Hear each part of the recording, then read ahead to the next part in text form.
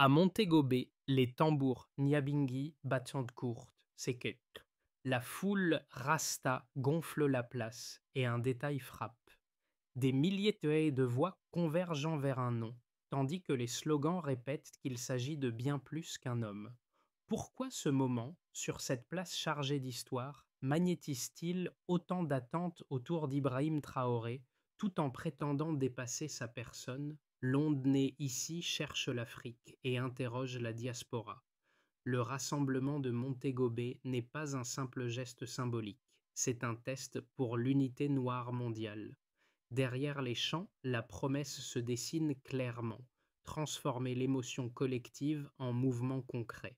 Le risque est immense. Sans coordination, l'élan pourrait se dissiper comme tant d'autres, mais s'il s'ancre, il pourrait remodeler le rapport entre diaspora et Afrique. Les participants le savent, l'enjeu dépasse le soutien à Ibrahim Traoré. Il s'agit de prouver qu'une idée, celle d'une Afrique souveraine, peut renaître sur un sol autrefois marqué par l'esclavage. Et si le cœur battant de la libération africaine se trouvait pour la première fois hors d'Afrique? Cette question suspend la foule. Les tambours répondent par un rythme plus pressant, presque militaire. La promesse implicite est faite, ne plus seulement chanter la liberté, mais la bâtir ensemble, au-delà des océans. Dès l'aube, Montego Bay s'est métamorphosé en une mer rouge, or et verte. Des bannières flottaient, des encens s'élevaient, et les tambours Nyabingi martelaient une seule vérité. L'Afrique doit se lever. Plus de 10 000 Rastafariens réunis, une mobilisation inédite depuis 20 ans, tous venus pour Ibrahim Traoré. Ce chiffre n'est pas seulement impressionnant, il est révélateur d'un basculement spirituel et politique. Le rassemblement a pris corps dans Sam Sharp Square, lieu symbolique de l'insurrection jamaïcaine contre l'esclavage. Là où le passé criait douleur, le présent scandait renaissance. Les orateurs ont invoqué Marcus Garvey et Haïlé Sélassie, liant la mémoire à l'action. Ils rappelaient que ce jour n'était pas une célébration mais une continuité, celle d'un combat inachevé. Dans leurs chants, le nom d'Ibrahim Traoré revenait comme une incantation. Pour eux, il incarne l'accomplissement d'un rêve longtemps différé, celui d'un dirigeant africain refusant toute tutelle étrangère. Ces décisions, reprise du contrôle des mines, départ des troupes étrangères, programmes sociaux, sont cités comme preuve d'un tournant historique. Mais derrière l'admiration se cache une inquiétude. L'histoire n'a-t-elle pas déjà puni ceux qui ont osé défier l'ordre impérial? L'ombre de Sankara, tombée dans le même pays, plane sur chaque discours, et pourtant cette crainte nourrit la ferveur. Chaque battement de tambour devient à la fois prière et avertissement. Cette fois, le monde noir veille. Le moment n'est donc pas qu'un hommage, c'est un avertissement adressé à ceux qui, depuis les capitales occidentales, observent la montée d'un nouveau lion d'Afrique. Au centre de la place, une figure attire tous les regards. Race Solomon, bâton à la main, voix grave et posée. Il incarne le lien entre les générations. C'est lui qui guide la foule, traduisant la ferveur en conscience. Pour lui, Ibrahim Traoré n'est pas une idole, mais un signal. Il rappelle les héros tombés avant lui, Lumumba, Sankara, Nkrumah. Chacun de ces noms devient une mise en garde. Le pouvoir noir s'achète cher. Il évoque les sacrifices, la trahison, mais aussi la renaissance. Quand il lève le bras, la place entière le suit, comme une marée. Dans ce geste, on lit la promesse d'une revanche tranquille, celle d'un peuple longtemps dispersé, désormais réuni autour d'un symbole vivant. Un jeune de Trenchtown filme la scène, les yeux humides. S'il lui résiste, nous résisterons. Ce simple écho illustre la portée du moment. Transformer la foi en stratégie, la musique en message politique. L'impact immédiat est clair. Montego Bay devient non plus spectatrice, mais actrice d'un récit collectif. L'histoire, pour la première fois depuis longtemps, parle à nouveau en créole et en tambour. Tout a commencé tôt le matin, quand les premiers groupes de Rastafariens ont convergé vers Sam Sharp Square. Les drapeaux éthiopiens flottaient dans la brise, les percussions dessinaient un rythme ancestral. Puis la place s'est remplie, vague après vague, jusqu'à ce que le cœur de Montego Bay devienne une mosaïque vivante de rouge, d'or et de vert. Les voix montaient, scandant un nom, Ibrahim Traoré. Le déclencheur fut simple, un appel circulé sur les réseaux quelques jours plus tôt. Marchons pour la souveraineté africaine, disait-il. En quelques heures, l'idée s'est répandue comme un feu d'herbe sèche. Des cars sont partis de Kingston, de Mandeville, de Negril. Chaque véhicule portait la même promesse: défendre celui qui ose dire non. Au milieu du tumulte, les discours se succédaient. Un poète invoqua Marcus Garvey, une chanteuse entonna Africa Must Rise. L'atmosphère oscillait entre cérémonie et insurrection. Les anciens bénissaient les jeunes, leur transmettant la mémoire des luttes passées. Et lorsque le soleil atteignit son zénith, le rassemblement prit la dimension d'un serment collectif. La tension monta d'un cran quand un jeune militant rappela les morts des héros africains. Ils ont tué Sankara, ils ont trahi Lumumba, ils ont abattu Gaddafi. Touchent-ils encore un lion, la jungle rugira. Ces mots, répétés en chœur, se transformèrent en menaces claires adressées au monde. Cette fois, la diaspora ne dormira pas. C'est à ce moment précis que la ferveur atteignit son apogée. Les tambours s'accélérèrent, les corps dansèrent, les chants devinrent rugissements. Montego Bay vibrait d'une énergie primitive et moderne à la fois. Les caméras filmaient, les téléphones diffusaient en direct. Les hashtags Night Hands Off Traoré et How Africa Must Unite se propageaient à travers la diaspora, de Toronto à Lagos. Puis, une accalmie soudaine. Le temps sembla suspendu. Un ancien prit la parole. Ce que fait Ibrahim Traoré n'est pas pour un pays seul, c'est pour tous les descendants d'Afrique. Le silence se fit lourd et sacré. La rue s'est activée, la tension a culminé, puis la révélation d'une conviction partagée s'est imposée. Quand la foule se dispersa lentement, une certitude demeura. Cette journée resterait gravée comme celle où la Jamaïque se réconcilia avec son héritage africain. Et dans le souffle du soir, un dernier chant résonna.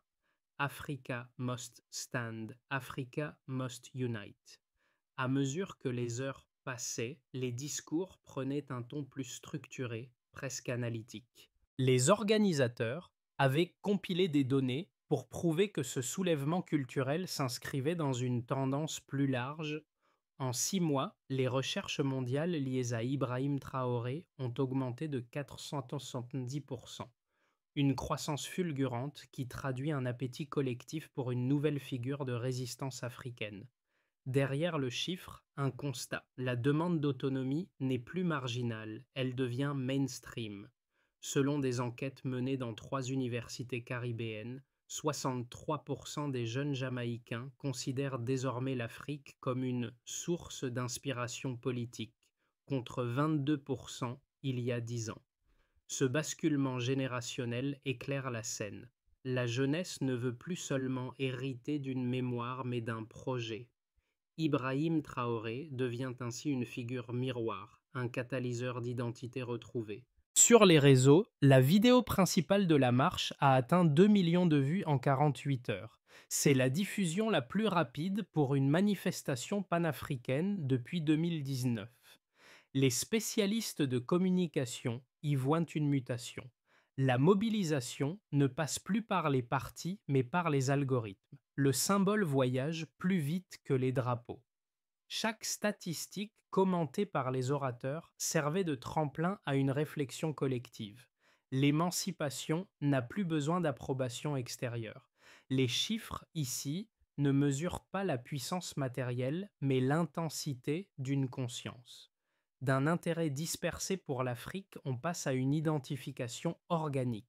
Et derrière cette courbe, le même moteur, la résonance entre l'acte d'un homme et le rêve d'un peuple. Pour comprendre la portée du mouvement, il faut admettre la complexité du débat. Deux visions s'affrontent sans caricature. D'un côté, ceux qui voient en Ibrahim Traoré un chef courageux, rendant à l'Afrique sa voix et sa dignité. Ils soulignent ses actes concrets, l'expulsion des troupes étrangères, la nationalisation de certaines ressources, la mise en place de services gratuits. Pour eux, il incarne la continuité de Sankara, la revanche sur l'histoire interrompue. De l'autre, les critiques s'inquiètent d'un populisme de rupture. Ils redoutent que l'isolement diplomatique n'étouffe l'économie, que l'enthousiasme populaire ne masque des failles institutionnelles. Certains experts rappellent que les précédents Africains, du Ghana de Nkrumah à la Libye de Kadhafi, ont payé cher leur indépendance proclamée. Leurs avertissements ne sont pas dénués de fondement. Mais face à ces arguments, la réponse rasta et c'est ferme. Le risque de soumission est plus grand que celui de souveraineté.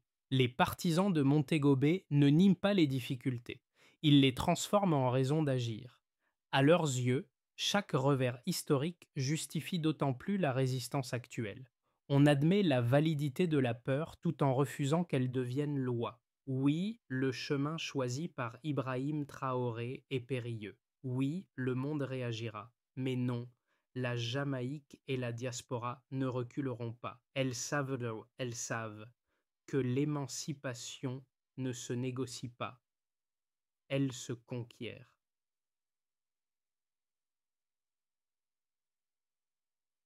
Un lion rugit et la jungle écoute.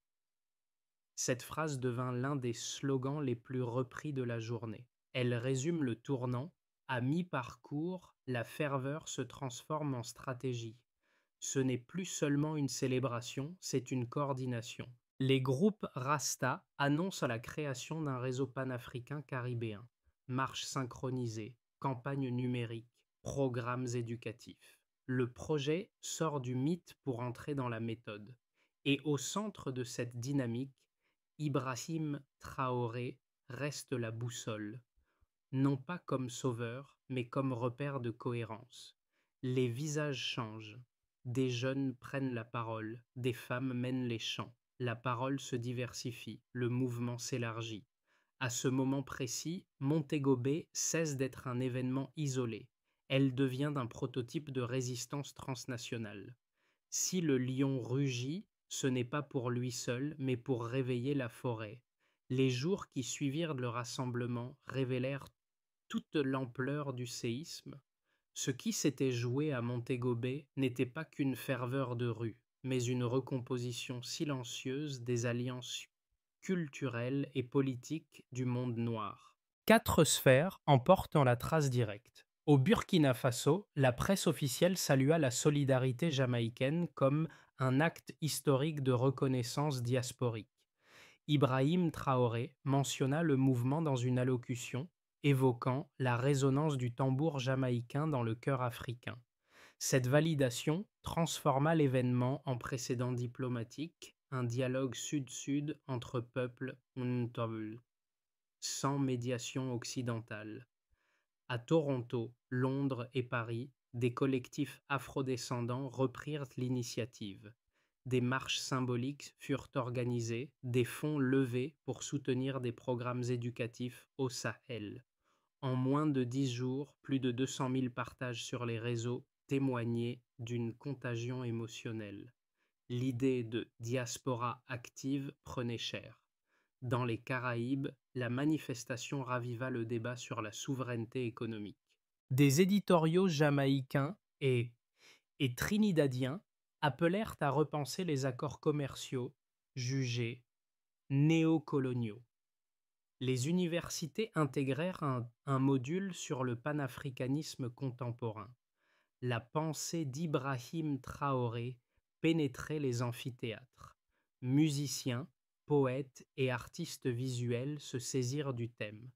Un morceau intitulé Africa Rise, No Compromise atteignit la première place des classements locaux. Les œuvres collectives se multiplièrent, tissant une esthétique de la résistance. Le mouvement cessait d'être un cri, il devenait une culture. Au-delà des chiffres, ses conséquences redéfinirent la perception du possible.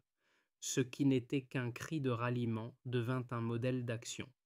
Pour la première fois, la Jamaïque exportait non pas de la musique ou des icônes, mais une méthode de solidarité mondiale. Dans ce nouvel écosystème, le nom d'Ibrahim Traoré agit comme catalyseur, un point d'ancrage symbolique autour duquel s'articulent aspiration, identité et stratégie. Et sous les tambours encore vibrants, une certitude s'impose. Ce qui s'est levé à Montego Bay ne retombera pas. À partir de ce moment, 3 trajectoires se dessinent pour le mouvement panafricain né à Montego Bay. Elles ne relèvent pas de la prédiction, mais de la projection raisonnée. Les initiatives locales se consolident sans provoquer de rupture majeure. Les marches prévues à Kingston, Port of Spain et Nassau s'organisent avec succès modéré. Ibrahim Traoré conserve sa posture symbolique tandis que les gouvernements caribéens observent avec prudence. Le feu reste allumé mais sous contrôle. La dynamique s'étend. Des alliances entre ONG africaines et collectifs caribéens voient le jour. Un forum panafricain s'annonce pour l'année suivante. Les universités s'en mêlent, les institutions culturelles soutiennent des projets éducatifs communs. Les chants de Montego Bay deviennent hymnes de coopération. Dans cette configuration, le mouvement atteint une maturité inédite. Le peuple précède les États. Les tensions géopolitiques s'exacerbent. Les campagnes de désinformation s'intensifient, accusant les leaders du Sahel d'autoritarisme. Des pressions économiques ou diplomatiques isolent Ouagadougou, décourageant les soutiens extérieurs. La flamme caribéenne s'étiole, noyée dans le cynisme global. Entre ces lignes se glisse une condition essentielle. Si la diaspora maintient la cohérence du récit, alors l'histoire retiendra Montego Bay comme le début d'une ère de conscience noire renouvelée. Sinon, elle deviendra une note de bas de page, une émotion vite archivée. Le conseil implicite. Pensez en réseau, pas en élan. Ce n'est pas la ferveur qui manque au monde noir, c'est la continuité. Pour que ce mouvement dure, il doit descendre du symbole vers l'intime. 3 cercles d'audience se dessinent. Le premier, celui des jeunes nés après 2000. Ils consomment la mémoire par les écrans, mais réclament des repères vivants. Ibrahim Traoré devient pour eux un archétype de courage, un leader qui agit, pas qui négocie. Les clips et les podcasts le citent plus que les manuels scolaires. C'est là que le combat culturel se gagne. Le deuxième, celui des travailleurs afro-caribéens. Eux perçoivent dans la révolte du Sahel un miroir social, salaire stagnant, dépendance économique, perte de souveraineté alimentaire. Pour eux, la lutte de Burkina Faso n'est pas exotique, elle est familière. Le troisième, celui des intellectuels et artistes. Ils voient, dans Montego Bay, une renaissance narrative. L'Afrique et la diaspora cessent d'être 2 continents de discours séparés. Leur création forme le ciment du récit commun. Pour chacun de ces publics, la clé n'est pas l'adhésion émotionnelle, mais l'appropriation, que chacun trouve dans le geste de résistance un fragment de soi. Le mouvement ne survivra pas au slogan, il survivra à travers les vies qu'il aura changées. Les voies les plus structurées du mouvement ont proposé un plan en 5 étapes simples, visant à transformer la ferveur de Montego Bay en action durable, formaliser les réseaux existants. Les collectifs Rasta, associations étudiantes et ONG panafricaines doivent fusionner leurs bases de données et coordonner les actions. Sans structure, la passion se perd. Lancer un programme d'éducation croisée. Enseigner dans les écoles caribéennes l'histoire des héros africains et réciproquement. Un savoir partagé fonde une identité commune, développer une économie de solidarité. Des circuits de commerce équitables afro-caribéens peuvent naître, limitant la dépendance aux marchés occidentaux. Construire des espaces culturels numériques, podcasts, web-séries et archives orales pour maintenir la mémoire et diffuser les idées d'Ibrahim Traoré. Mesurer l'impact, créer un observatoire des initiatives panafricaines capable d'évaluer l'avancée réelle et non la rhétorique. Ce plan n'imite aucun modèle occidental. Il vise à prouver qu'une modernité noire peut être organisée, disciplinée et collective. Comme le dit un ancien à la fin du rassemblement, l'unité n'est pas un cri, c'est un calendrier. Lorsque le soleil se couche sur Montego Bay, la lumière dorée glisse sur les visages encore vibrants. Dans la foule dispersée, un tambour continue de battre, lentement, comme un cœur obstiné. L'image de race Solomon réapparaît, le bâton levé, le regard fixe vers l'horizon. La sagesse de l'ancien rejoint la promesse du jeune. Ibrahim Traoré n'est plus seulement un nom prononcé dans les discours, il devient symbole du passage entre les générations. La foi, Rasta et la lucidité politique se rencontrent, soudées par la même certitude. La dignité ne se délègue pas. Une phrase court parmi les derniers chants. L'Afrique n'a pas besoin d'approbation, mais de mémoire. Et cette mémoire, aujourd'hui, bat au rythme des tambours jamaïcains.